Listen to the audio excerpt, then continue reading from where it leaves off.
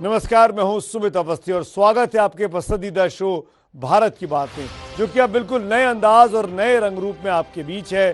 Channel में काफी कुछ आपको बदला बदला सा लग रहा होगा, लेकिन एक चीज जो नहीं बदली है वो है एबीपी न्यूज का तेवर, वो है भारत की बात का तेवर। और उसी तेवर के साथ आज बात यह है कि पश्चिम बंगाल की राजनीति में आज बहुत बड़ा खेल हो गया। ममता बनर्जी के राइट हैंड माने जाने वाले शुभेंदु अधिकारी ने पार्टी से हर तरह का नाता तोड़ लिया है और संकेत ये भी दिया है कि अब उनका अगला ठिकाना बीजेपी में होगा। ये बीजेपी के लिए बहुत बड़ा कैच है, क्योंकि शुभेंदु वो शख्स है जो सत्ता की चाबी ममता से छीनकर बीजेपी के हाथ में देने का मादा रखते हैं। कह सकते हैं ममता बनर्जी की जमीन खिसकने लगी है। ओ ममता दीदी,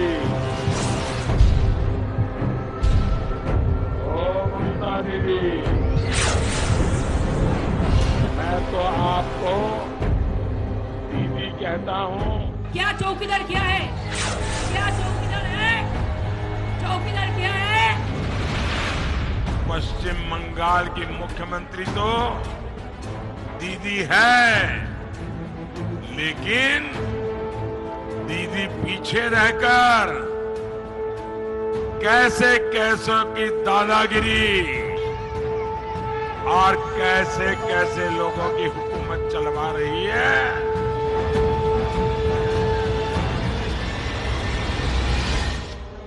मौत का खेल खेल करके कोई मत नहीं पा सकता है, ये जरा दीवार पर लिखे हुए शब्द पढ़ लेना।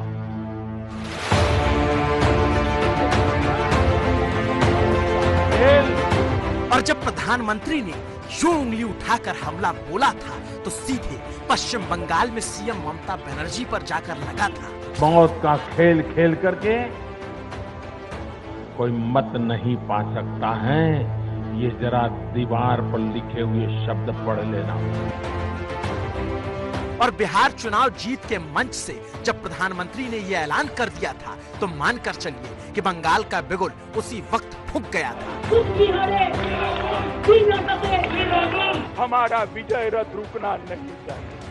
और प्रधानमंत्री के उस भाषण को एक महीने भी नहीं बीता था कि बंगाल की राजनीति में भूचाल सा आ गया, क्योंकि मौत की राजनीति के आरोपों में धीरे धीरे बीजेपी ने मतों को प्रभावित करने वालों को ममता से अलग करना शुरू कर दिया। और आज जो हुआ वो बंगाल की दीदी के लिए किसी बड़े दर्द से कम नहीं था, क्योंकि एक दशक से ममता के दाहिने हाथ माने जाने वाले शुभेंदु अधिकारी ने हर तरह से ममता का दामन छोड़ दिया और बीजेपी से नाता जोड़ने का संकेत दे दिया। क्योंकि शुभेंदु अधिकारी ने मंत्री और विधायक की कुर्सी तो पहले ही छोड़ दी थी, अब टीएमसी के सभी पदों से इस्तीफा भी दे दिया है और लिखा, मैं तृणमूल कांग्रेस की प्राथमिक सदस्यता के साथ साथ पार्टी के सभी पदों से इस्तीफा दे रहा हूं। पार्टी ने मुझे जो भी मौके और चुनौतियां दी उसके लिए मैं शुक्रगुजार हूं और हमेशा पार्टी में गुजारे समय का सम्मान करूंगा।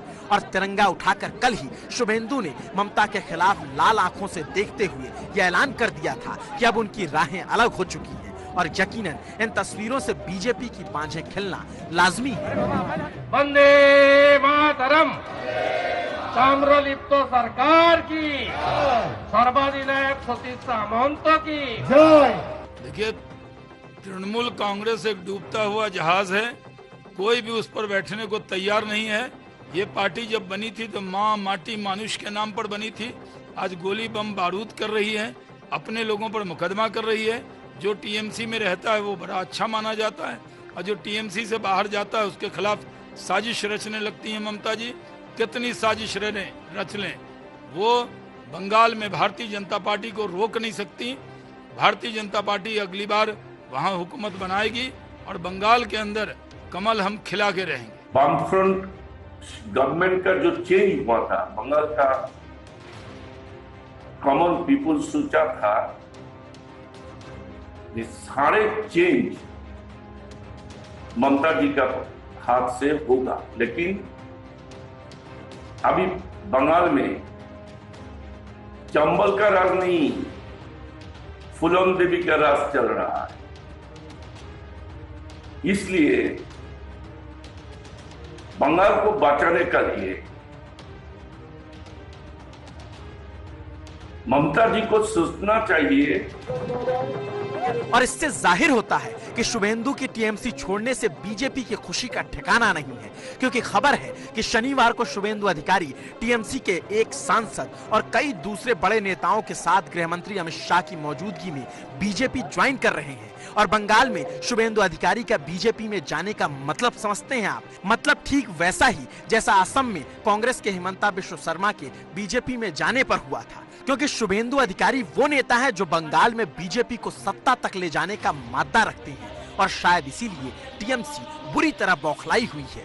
उनका उच्चाशा बहुत ज्यादा है, हम तो वो पूरा नहीं कर पाए। लेकिन जिस तरह से हमारे बंगाल में और टीएमसी में अगर देखा जाए तो फेस के तौर पर ममता बनर्जी के फेस सबसे ऊपर है।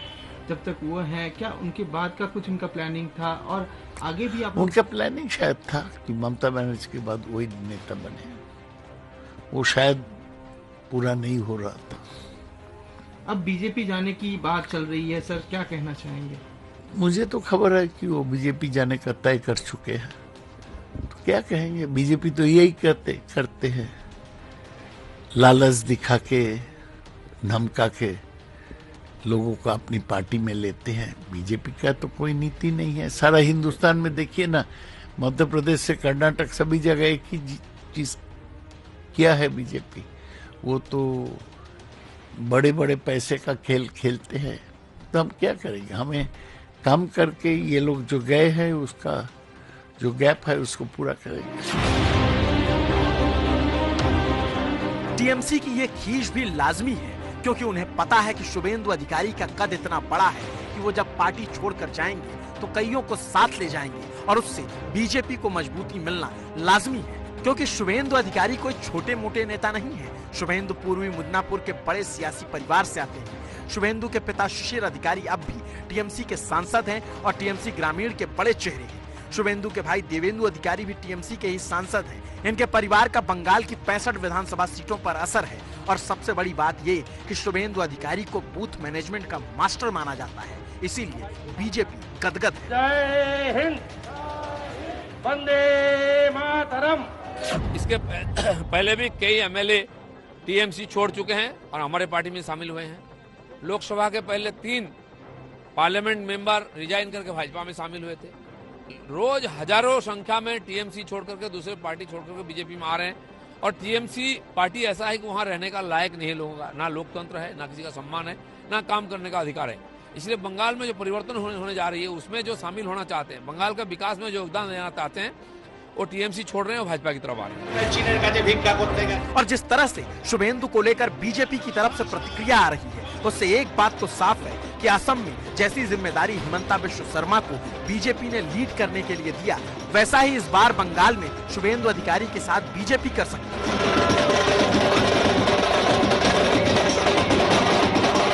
देखिए, जो तानाशाह चल रहा था बंगाल में, उसका जड़ था टीएमसी में, और लोग जिनको जाने का जगह नहीं था मजबूरी में वहां पड़े थे। आज भारतीय जनता पार्टी ने एक विकल्प दिया है। बंगाल की विकास में, यहाँ की सही सरकार चलाने में हमने लोगों को प्रेरित किया है, और एक एक करके वहां से छोड़ के आ रहे हैं। अभी लोगों ने पार्टी छोड़ा है, टीएमसी से छुटकारा मिला है, उनको मुक्ति मिली है। कल ये लोग धीरे धीरे पार्टी बीजेपी में आएंगे। तो यहाँ लोकतंत्र का नामो निशान नहीं है, कानून व्यवस्था की नामो निशान नहीं है। हर व्यक्ति यहाँ पीड़ित है किसी न किसी प्रकार से। जो टीएमसी का अंदर है वो भी पीड़ित है, उनको मुक्ति चाहिए था, अब धीरे धीरे वहां से मुक्त हो रहे हैं। लेकिन दीदी ने कहा है कि टीएमसी जो है एक बड़े पेड़ की तरह है, 1-2 पत्ता वहां से अगर चला गया तो ज्यादा नुकसान नहीं होगा। 25 साल में कितना बड़ा पेड़ होगा? ऐसा पेड़ है, ना तो जड़ है ना तो कुछ है। एक व्यक्ति का ऊपर खड़ा है सब कुछ, उनकी इच्छा से सब कुछ होता है, चाहे पार्टी चाहे सरकार। आज दोनों उनके कंट्रोल के बाहर है। जिन लोगों ने खून पसीना से पार्टी को सींचा था, पार्टी को सरकार में लाया था, इनका ना तो कोई इज्जत है, पद है लेकिन प्रतिष्ठा नहीं है। इस स्थिति से लोग जी रहे थे, मौका मिलते ही छोड़ के भाग रहे हैं। और इतना ही नहीं, पश्चिम बंगाल के बीजेपी अध्यक्ष दिलीप घोष ने तो पहले ही कह रखा है कि उनका दिल बहुत बड़ा है, टीएमसी के सभी बागियों का दिल से स्वागत है। और ममता खेमे में बगावत की कतार कितनी लंबी है, उस कतार को भी जरा देखते चलिए, जानते चलिए कि ममता कमजोर कैसे हो रही हैं और बीजेपी बंगाल में लगातार मजबूत कैसे हो रही है। क्योंकि लॉकेट चटर्जी का नाम तो सुना ही होगा। 2015 में टीएमसी लॉकेट चटर्जी ने छोड़ा और 2019 में हुगली की सीट से सांसद बन गई, वो हुगली जिसे टीएमसी का गढ़ माना जाता है। दूसरा नाम मुकुल रॉय का है। 2017 में टीएमसी छोड़ा था और बीजेपी ने खूब सम्मान दिया। फिलहाल बीजेपी के राष्ट्रीय उपाध्यक्ष हैं और इसके बाद तो 2019 के लोकसभा चुनाव के दौरान मानो टीएमसी नेताओं की बीजेपी में जाने की लड़ी सी लग गई। टीएमसी सांसद रहे सौमित्र खान ने 2019 में बीजेपी ज्वाइन की और बिशुनपुर से बीजेपी के सांसद बन गए। सांसद रहे अनुपम हाजरा ने भी 2019 में टीएमसी छोड़ दी, बीजेपी का दामन थामा और अब बीजेपी में सचिव का पद संभाल रहे हैं। और यकीन मानिए ये वो चेहरे हैं जिनके दम पर बीजेपी ने पश्चिम बंगाल में लोकसभा चुनाव के दौरान वो किया जो कभी नहीं हो पाया था। 18-18 बंगाल टाइगर्स के साथ बीजेपी ने दिल्ली में इतनी जोरदार दस्तक दी कि ममता का दुर्ग तभी से हिलने लग गया। हुगली जिले में 18 विधानसभा क्षेत्रों में पिछले बार 2016 विधानसभा चुनाव में तृणमूल कांग्रेस 16 विधानसभा सीट में जीत दर्ज की थी और 2 सीटों में जीत दर्ज की थी सीपीएम और कांग्रेस के गठबंधन ने, और बीजेपी को मिला था सिर्फ 9% वोट। लेकिन इस बार हुगली में किस तरह का जोश और जज्बा और जुनून आप देख सकते हैं बीजेपी के समर्थकों के बीच, और यही दिलीप घोष अपनी रैली करने के लिए यहाँ पहुंचेंगे कुछ ही देर बाद। और बीजेपी के समर्थकों में किस तरह का जोश और जुनून आप देख सकते हैं। पिछले बार 2016 में सिर्फ 9% वोट मिली थी बीजेपी को। क्या कहेंगे?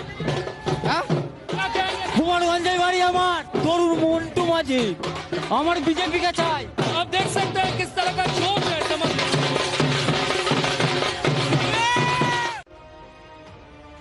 तो देखा आपने, ढोल नगाड़ों के साथ बीजेपी अभी से मजबूती के संदेश दे रही है, क्योंकि शुभेंदु तो सिर्फ एक नाम है, कई औरों की कतार इधर आने के लिए लग चुकी है। चीन में फंसे भारतीयों की खबर पर विदेश मंत्रालय के प्रवक्ता अनुराग श्रीवास्तव ने चीन सरकार से बातचीत होने की बात बताई है।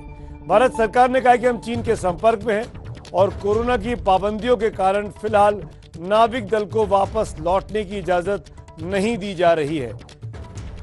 करीब 40 भारतीय नागरिक ऑस्ट्रेलिया और चीन के विवाद में समंदर में फंसे हुए हैं करीब 1.5-2 साल से। दिल्ली में कोरोना का रिकवरी रेट लगातार दूसरे दिन भी 96% के पार है। दिल्ली में आज कोरोना की रिकॉर्ड टेस्टिंग हुई। 90,000 से ज्यादा लोगों का टेस्ट आज कोरोना के मामले में किया गया है। 96% से ऊपर का रिकवरी रेट है, जो कि लगातार दूसरा दिन है। 1363 नए मामले सामने आए हैं।